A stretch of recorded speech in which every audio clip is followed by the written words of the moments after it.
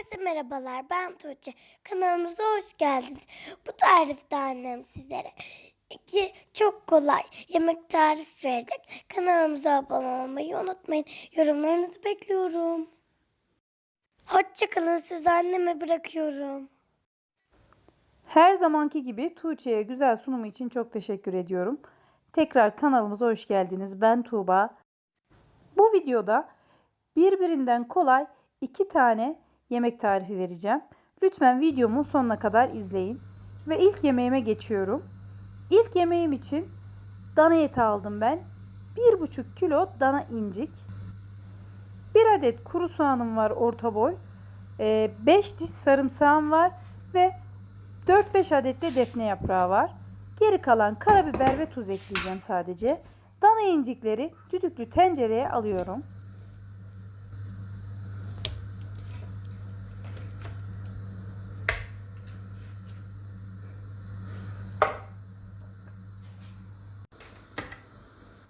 Üzerine orta büyüklükte bir tane soğanı ortadan ikiye bölüp koyuyorum.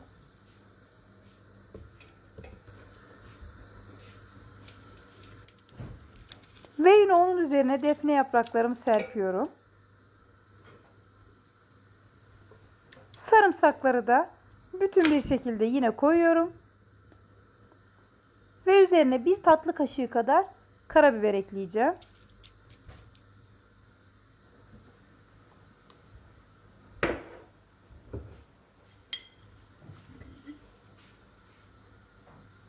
Yine 1 tatlı kaşığı kadar tuz ekliyorum. Üzerine ılık su ekliyorum. Suyun miktarı içine koyduğunuz malzemelerin üzerine hafif geçtiği zaman yeterlidir. Ve düdüklü tenceremin kapağını kapatıp orta sıcaklıktaki ocağıma alıp pişireceğim. Yaklaşık 40-45 dakika pişirdim ben. Ve etim gayet güzel pişti. Ayrıca çok güzel de et suyu oldu. O et suyunu da kesinlikle değerlendireceğim. Çorbalarımda kullanacağım. Etim tamamen kemiğinden ayırdım. Ve şimdi elimde 2 çatalla iyice eti didikleyeceğim. Benim gibi acele etmeyip biraz soğumasını beklerseniz elinizle de didebilirsiniz yine etinizi.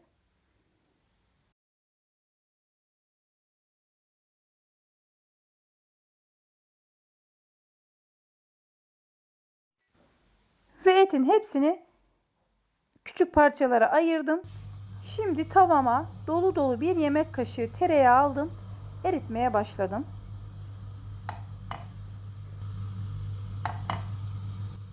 Tereyağı iyice eridikten sonra az önce küçük parçalara ayırmış olduğum eti tereyağının üzerine ekledim ve kaşığın tersiyle gördüğünüz gibi bastıra bastıra yaklaşık bir 10 dakika kavurdum.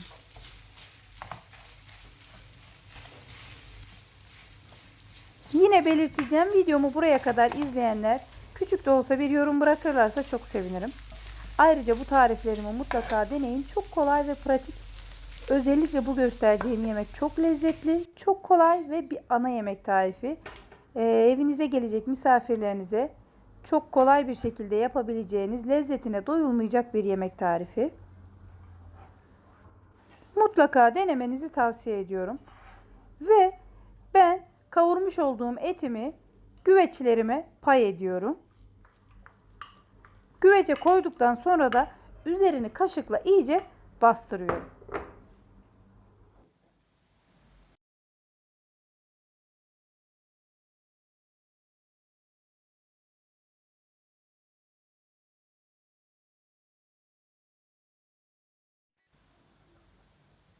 Ve ben daha önceden hazırlamış olduğum patates püremi üzerine sıkacağım. Eğer patates püresi tarifini merak edenler olursa açıklama kısmına link olarak bırakacağım. Oradan tıklayarak patates püresi tarifine ulaşabilirsiniz. Tuğçe de yan taraftan kendi yemeğini gösteriyor ve yemek için sabırsızlanıyor. Tuğçe'nin en sevdiği yemek. Ben bütün güveçlerimin üzerine patates püresini sıktım ve 200 dereceye ayarlamış olduğum fırında üzerleri hafif kızarana kadar pişireceğim. Ve yemeğim pişti, servise hazır. Sıcak bir şekilde servis edeceğim. Birazdan size görselini de göstereceğim yakından. Ne kadar güzel görünüyor. Zaten böyle bile insanın iştahını açmaya yeterli oluyor. Ve ne kadar güzel, lezzetli göründüğünü siz de görüyorsunuz. Görüntüsü kadar tadı da harika. Mutlaka deneyin ve bana yorumlarınızı atın.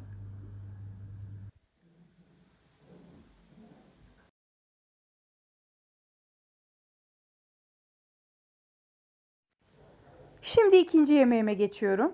İkinci yemeğim için gördüğünüz malzemeler ekranda. 1 adet patlıcan, 2 adet kabak, 2 adet patates, 2 adet domatesim, 1 adet soğan, 2 diş sarımsak, 3-4 tane yeşil biber ve 1 adet de paprika biberim var. Şimdi bütün malzemelerimi bir kabın içerisine doğruyorum. Yemeklik olacak şekilde doğruyorum. Soğanımı ve sarımsağımı doğradım.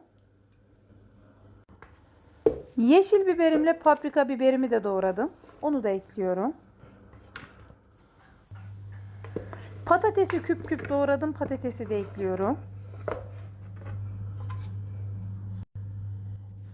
Kabağı da yine yemeklik şekilde doğradım. O kadar pratik ve kolay ki bunu da mutlaka denemenizi tavsiye ederim. Yine patlıcanımı da yemeklik doğradım. Onu da üzerine ekliyorum. Domateslerimin de kabuğunu soydum ve domatesi de ekliyorum. Üzerine 2 yemek kaşığı domates salçası ekliyorum.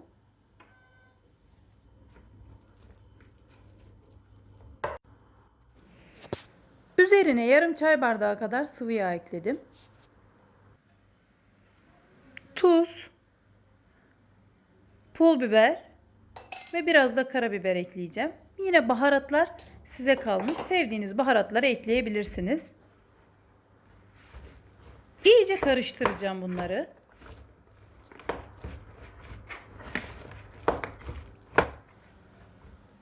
Tamamen karıştırdım. Şimdi tenceremi ocağa aldım ve üzerine dolu dolu 1 yemek kaşığı tereyağı ekliyorum. Tereyağını iyice eritip hafif pembeleşmeye başladıktan sonra üzerine 100 gram kadar kıyma ekliyorum. Kıyma sebze yemeğinde sevmeyenler eklemeyebilirler. Ben sevdiğim için kıyma da ekledim. Kıymamız biraz kavrulduktan sonra hazırlamış olduğumuz yemeklik malzemeleri üzerine döküyorum. Ve yine hafif bir su bardağını geçmeyecek şekilde su ekledim.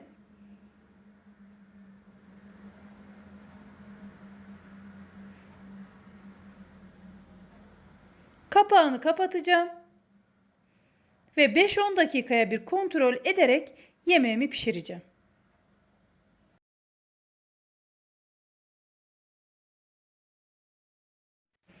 Arada yemeğimi açıp kontrol ediyorum ki suyunun durumuna bakıyorum. Eğer suyunu hafif çekmişse yine sıcak su ekleyebilirsiniz. Güzel bir şekilde sebzelerim sulanmaya başladı.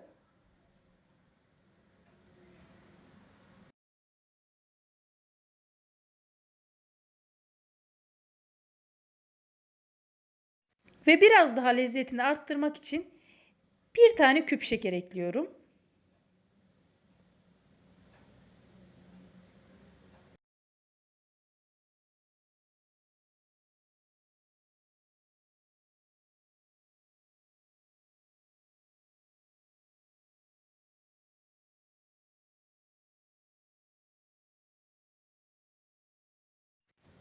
Sebzelerinizi kontrol edin ve eğer pişmemişse benim gibi üzerine biraz sıcak su ilave edebilirsiniz.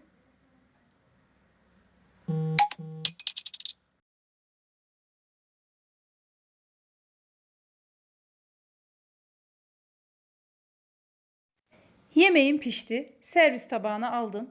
Görüntüsü zaten ne kadar lezzetli olduğunu gösteriyor.